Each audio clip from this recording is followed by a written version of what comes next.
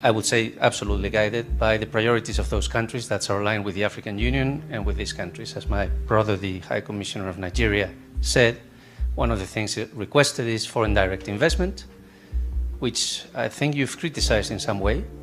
Other thing is cooperation in peace and security, for instance, in Cabo Delgado, which I think I've heard that you've also critical of that, is done at the request of these countries. So my question is, what would you do differently, and what would be your relationship with the European Union once you become president? What would you change? What would you think we should do differently? And what would you put on the table also as a value proposition for the European Union? Because as you said, we all defend our own national interests. That is something that all diplomats do. So what would you propose to the European Union differently from the value proposition of Africa today, South Africa and Africa? And what would you request from us? How would South Africa's policy towards the EU be different? Also regarding trade, for instance, the preferential trade agreements, TDCA or AGOA with the US, would you change that? Thank you. The same thing with the European Union. Don't say, what are we going to ask from you? That's a big brother mentality. What are you going to ask from us? Yes, don't say, why should it be us who are asking? We're not asking for anything. We're fine. So let's relate as equals, not as a beggar and the big brother supplier. No, we will relate with the European Union. It's a necessary body. We'll relate with it, we'll respect it, and the respect must be mutual, and will engage on what is in the interest of our countries, not what is in the interest of the European Union. We're in a mess now. We've decommissioned our power stations because countries like the USA, like the UK have said to us, no, do away with these things. We are going to introduce green energy. Here's the money and all of that. People took the money. There is no electricity today. So we ought to relate as equals so that no one imposes their ideas on us. We are people that subscribe to superior logic. Anything that is scientific, anything that has been proven, anything that makes sense, we'll agree with it. It doesn't matter whether it comes from European Union or it comes from BRICS or it comes from China or Russia. No, we will not agree with anything that seeks to belittle us and make us look like we are beggars in this kind of a relationship. So that's the same with AGOA. You can't use AGOA to threaten us in terms of our sovereignty and our foreign policy. That if you are going to bring Putin here and not defy, will do away with AGOA. You can do away with AGOA. We remain with our sovereignty. Should you strip us of our dignity because we are desperately looking for AGOA? That our foreign policy is now determined somewhere else. Which nation can be proud of that? That our foreign policy is determined somewhere because we are beneficiaries of AGOA. It can't be correct. Let's trade and have those benefits of AGOA out of mutual understanding and respect for each other's sovereignty and foreign policy. Not that today, because we don't agree on Putin, you must withdraw the whole thing. That is puppeting, that is belittling, that is making us look like we are beggars. But let's remain with our dignity. Let's be beggars with dignity, not stripped of dignity and thinking that you are what you are not. You can't even make your own foreign policy determinations because AGOA will be taken away. What's up, guys? Welcome back onto my YouTube channel. My name is Joseph Malika. Kindly, if you're watching me for the first time, remember to subscribe, like, share, and also comment. So today we are going to watch a video from Julius Malema, an African leader who is fearless and always come up telling the truth about how the African continent runs or how it's supposed to run. He has come telling us on how we can make our continent grow up without depending on white countries or the Caribbean countries. He has come up telling us more about the puppet leaders, telling us more about those leaders who are corrupt and how we can avoid them or how we can do away with the leaders who are corrupt. So he has said that the main thing is we have to unite, fight for our African rights. So guys, watch this video up to the end and I'll be back shortly with more comments. Here, young people today. Last night I was invited by a friend of mine who is from Ghana and he's in South Africa as well. So we went out for some dinner, spent some time with some young people. And I often hear young people today say things like this. You know, it's time for young people to rise. It's time for the old people to move out of the way. It's time, it's time, it's time. Let me tell you, young people, there is no old person going anywhere. If you want that seat in that office, in that boardroom, in that chamber, in that ministry, you're going to have to fight for it because power isn't given, it's taken. And so the question as our continent rises is, will we be men and women of courage? Will we be the generation in 50 years' time that our children reference and say, they did it right? They had the template for how to truly pull out of each other the ability to work with each other. And something fascinating is happening today. I must tell you this. This is the good news. The good news is that we're no longer separated. The good news is that we find each other. The good news is that in this room, there are people who are following Vusi Thembekwayo on Instagram. I know I'm very good looking on Instagram, I must tell you, I am very good looking on Instagram. But the good news is that even I have the privilege of following a Professor Lumumba's work. No matter where in the world I find myself, where there are Africans who are speaking, leading, evangelizing, and growing others, we now have the ability to find each other. The true question is, will we have the ability to build with each other? You see, to date, our building strategies all center on these borders that were drawn for us and not by us. And so it becomes the question of, is your nation thriving versus mine? I had this conversation with a friend of mine who also works in capital markets like me in South Africa. I said, I'm really confused by this feud we have with Nigeria. I genuinely don't understand it. Why do we constantly migrate to the global north and South Africa tries to posture against Nigeria and Nigeria against South Africans? What's the game here? What's the gambit? Whom is it that we're trying to please and against whom are we trying to please them? Because each time we find our leaders playing that game, the question perhaps we should ask is, who is the master you're trying to please? In this moment and in this season, I think as a generation, we are called to truly understand what it's going to take, one and all, to work with each other, but to build with each other.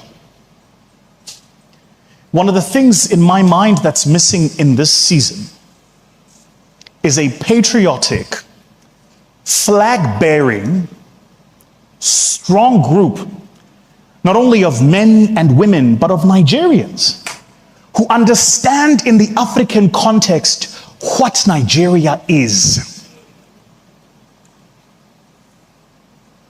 With the greatest of respect, I think in large part, the average is so distracted by internally what's going on, you're missing who you are in the global context of your continent. You're too worried about what's being said or who's japaying or who won the elections or what's next without thinking consciously about what you could do as an economy if Nigeria decided we're going to set the path for the rest of the region. As a consequence of this, absent of leadership, what happens? Everything that we have been seeing. And so the question for this moment, for each and every single one of us, is, will we be the courageous men and women who recognize the season we are in? I'm not sure how many of us have traveled to my country of South Africa. Any of you here? Hands up. When you do, and I hope for all of you that you do, which, by the way, side note, a conversation we must have, and Brother Pojo, I don't know how we do this. We need to convene the leaders of this continent to talk about this visa story. This is a disaster. And let me just say the following.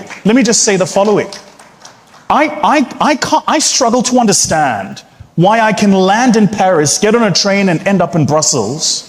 But if I want to move from Joburg to Gaborone, I must produce a passport. Who's the genius that came up with the scheme? You know, the Europeans are so quick to tell us that we can't bundle ourselves into a single block, but they've done it. When you publish this, you must just leave that part out because I'm busy raising money from them. You know, I don't know. They're going to say he's too radical.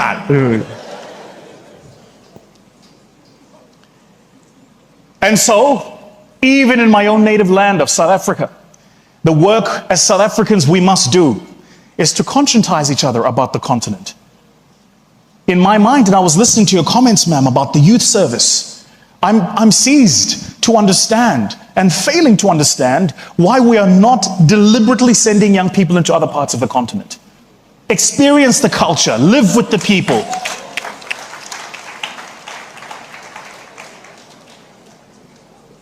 To come here, to be here in this beautiful country, I had to go through Ethiopia. From Ethiopia, I was in Zambia. So I went South Africa, Zambia, Ethiopia, Nigeria. Between now and December, I'm going to be in about 8 different African countries.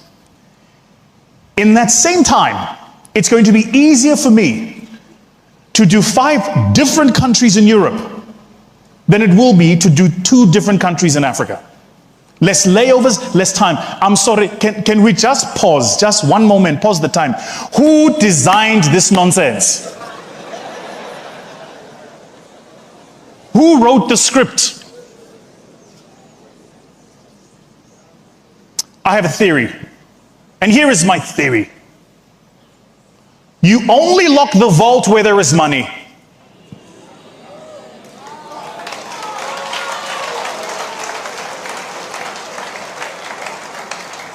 And so maybe there's a reason you've been kept out of that neighboring country. Maybe there's a reason you've been kept out of that neighboring region. Maybe there's a reason you can't travel to that other place, because if you were to, there is something you might do that would help us build what we all know we are capable of. So first, keep them away from each other. Second, convince them that they're enemies with each other. And third, convince them that the other one is better than the other one. And before you're done, they will hate each other so much you don't even need to pass policy or law.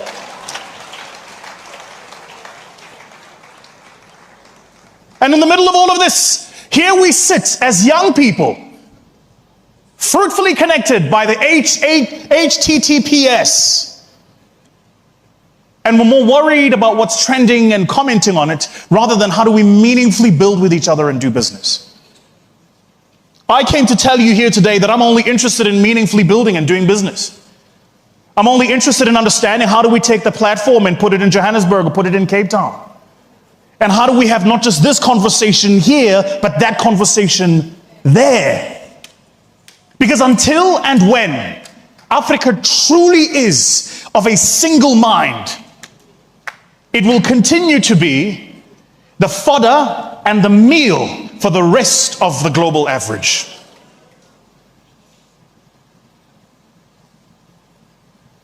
I don't know about you, but I would like a world slightly different for my children than the one I grew up in. So we must recognize then that our value to the world is cemented. And recognize beyond that, that even that very idea of what it is that is our value is changing.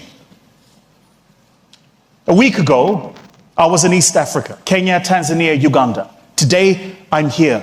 I make it my intention to travel the continent. Because, and on this point I will end with this. You see, it's easy for a politician to lie to you about Pan-Africanism when you've never traveled Africa. They can tell you their version of it because they've never been there. They will tell you how Africans speak even though they've never been there. Which, side note, why do Nigerians add O to everything?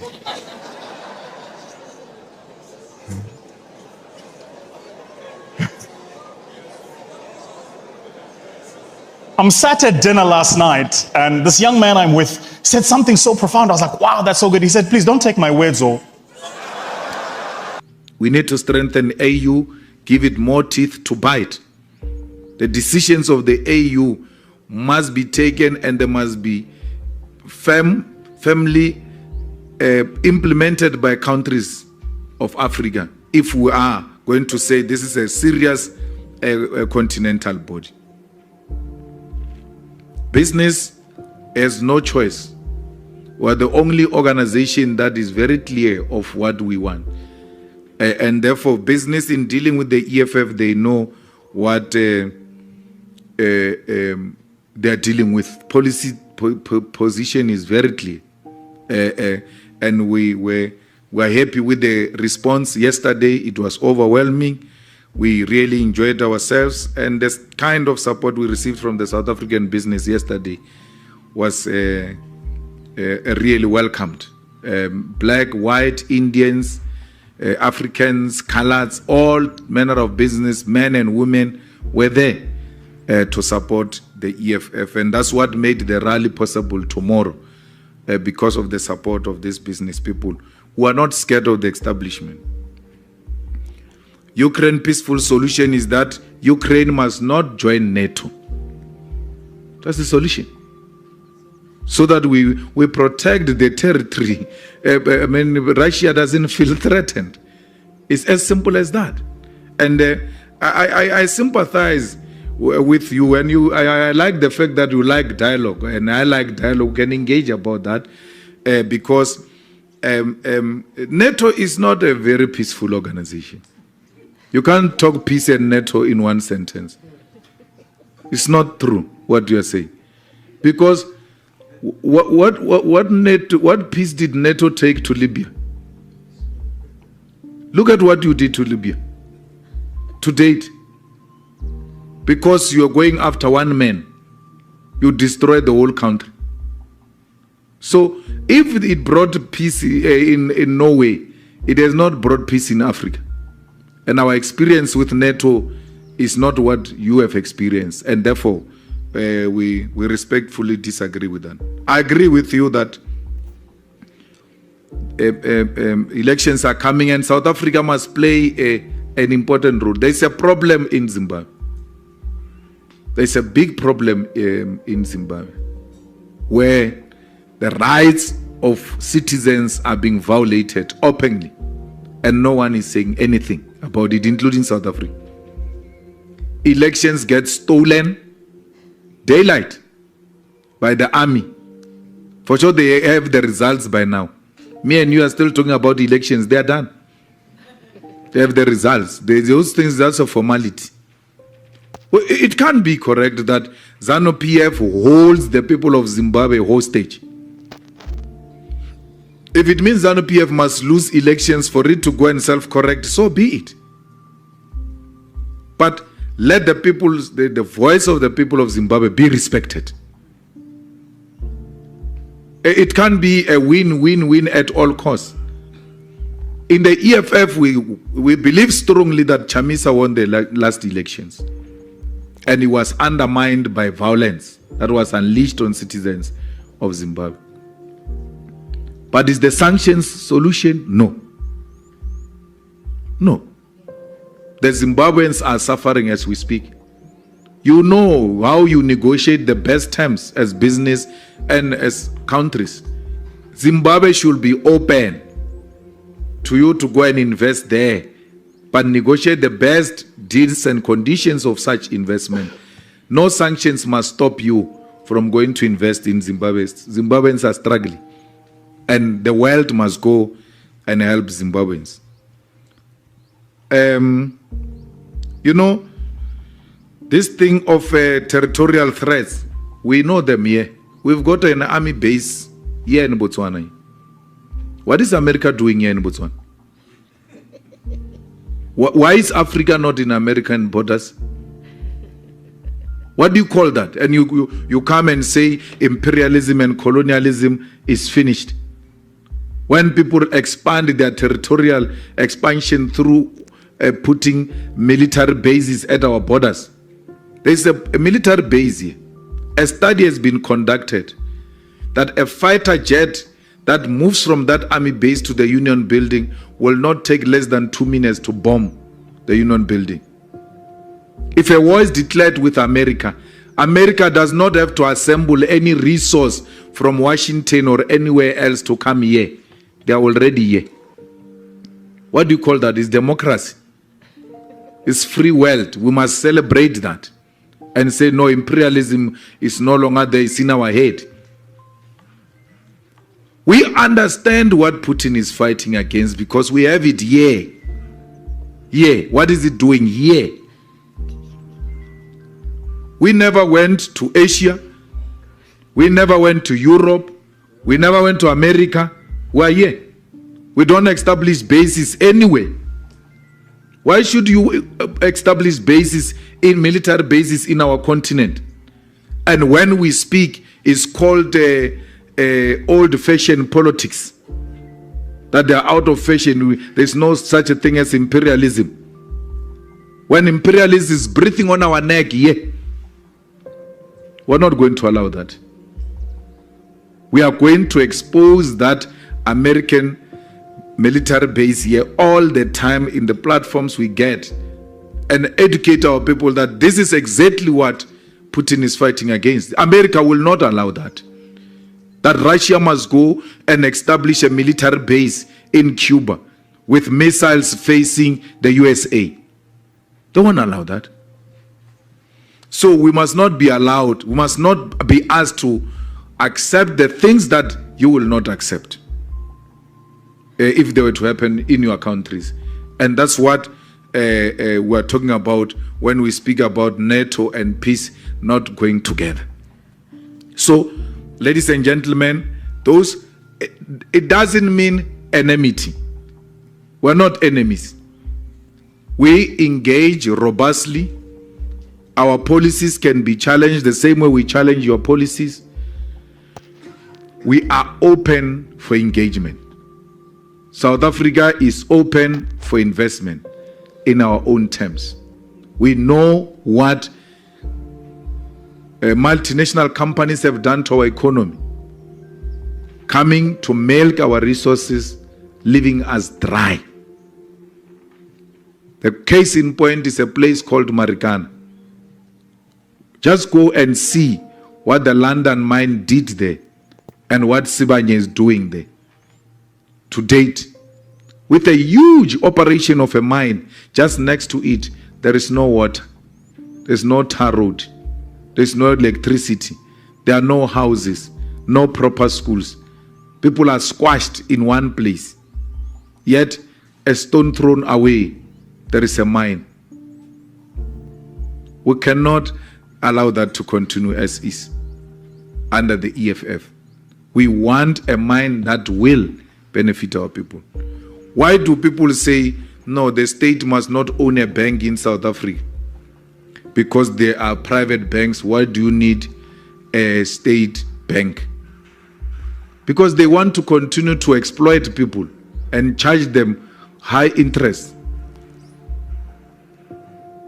Why do you say you don't want the state to be in the bank, but the state is in hospitals? There is private hospitals, there is state hospitals.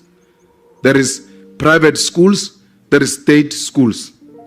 There must be private banks and state banks.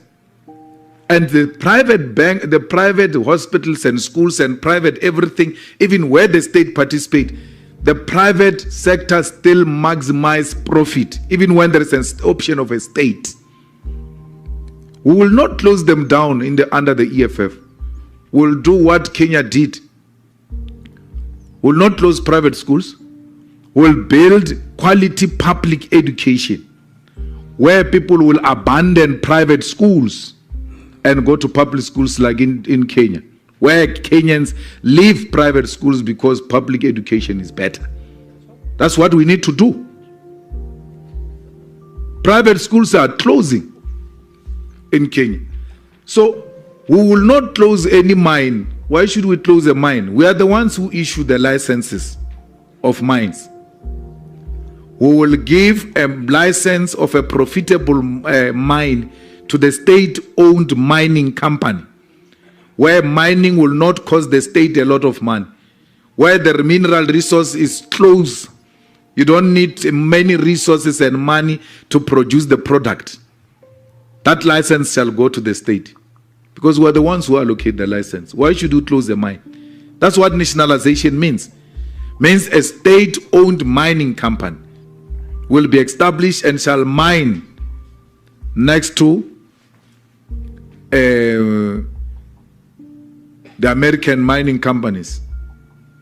Won't close them down, but will mine in such a way that they will not see a need to continue mining because the state will be doing so well and will crush corruption. The biggest problem is corruption, and the Chinese have dealt with it and dealt with it decisively. You steal money of ARVs, money that must go to people who are HIV positive, by going and buy medical medication for people who are HIV positive. You steal that money, and as a result, a lot of people die. Why should you be alive after killing people? You deliberately killed people. You knew when you don't give them that medication, they're going to die. What happens? What are the consequences there? You don't get killed, you don't get imprisoned, yet a lot of people have died. Everybody has concerted that ESCOM collapsed because of corruption. But we don't know who's corrupt till to date. But they know there is corruption. Corruption. ESCOM collapsed. And as a result, oxygen machines in hospitals switched off and people died. So you are not just corrupt, you are a murderer. So they are saying corruption, they don't refer to them as murderers. They are murderers. They killed people.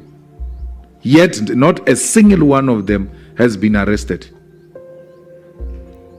Society has got no problem of corruption. They want you to deal with it decisive. Then they know there are consequences. They will run away from corruption. So that's the kind of leadership we'll introduce in this country, where we deal decisively with things that are not beneficial to the people of South Africa. But we're internationalists in outlook. There's no way we can exist in isolation. We need you for us to survive. And that's why we are open for an engagement. No country can exist in isolation. We need friends. And those friends is all of you who are in this hall.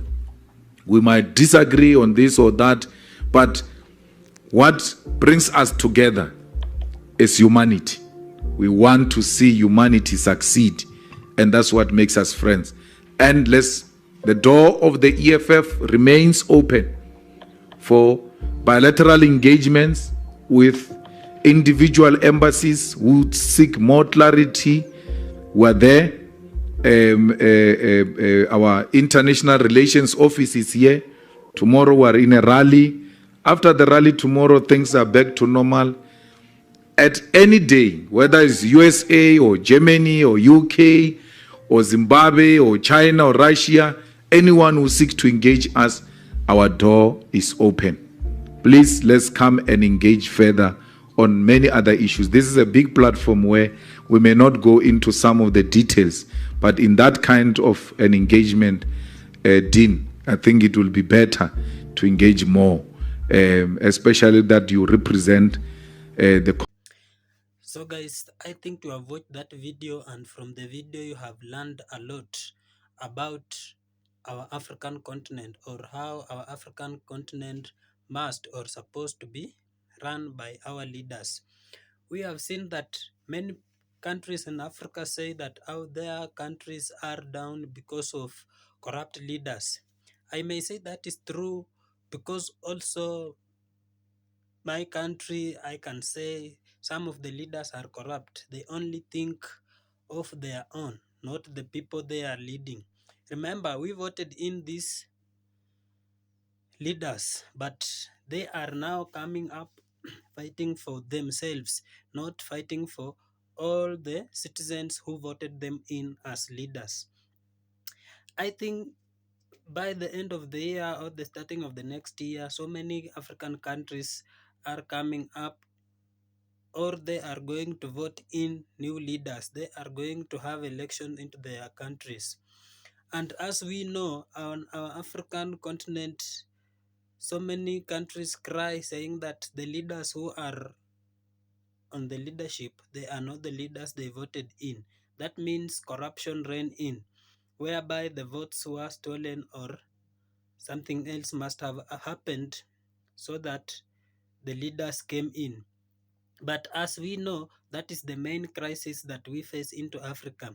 Corruption is coming up, leading our leaders.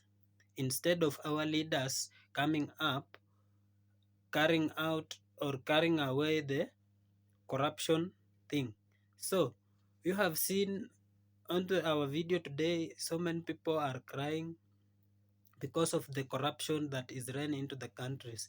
Some have come up asking, why is it that when you are visiting our own continent, Africa, you have to pay high on acquiring a visa? They have said this thing to do with the visa must be checked on because this is our continent. Why do we supposed to have visas running across our continent, Africa?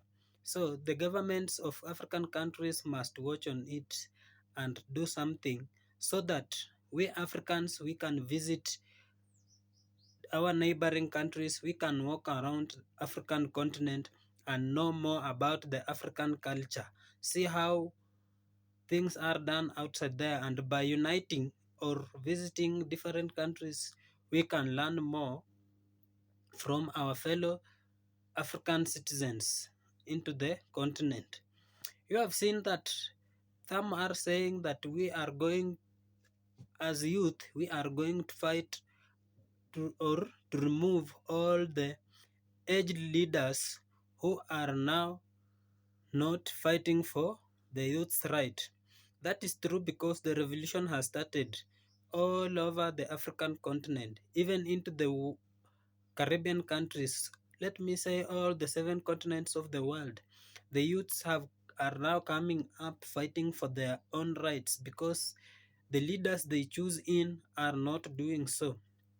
So it is now time we youths, we are coming up asking for leadership to help or to communicate, because youth, we are near our fellows. We are now coming up to fight the leaders who are corrupt. So they have said that we must come in, fight for our rights as youth. The revolution has started, and the revolution that has started is going to bring in new leaders, going to drop out all the puppet leaders. It's going to drop out all the corrupt leaders.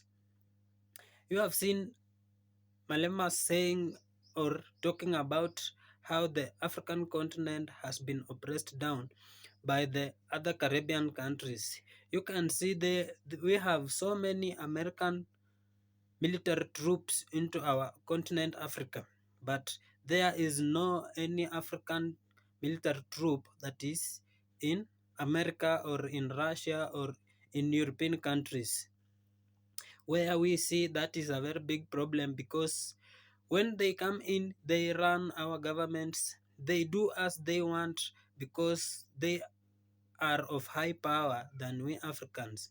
And now we are coming up saying it is time we Africans stand up and send away all the military troops that are into our African continent back into their continents.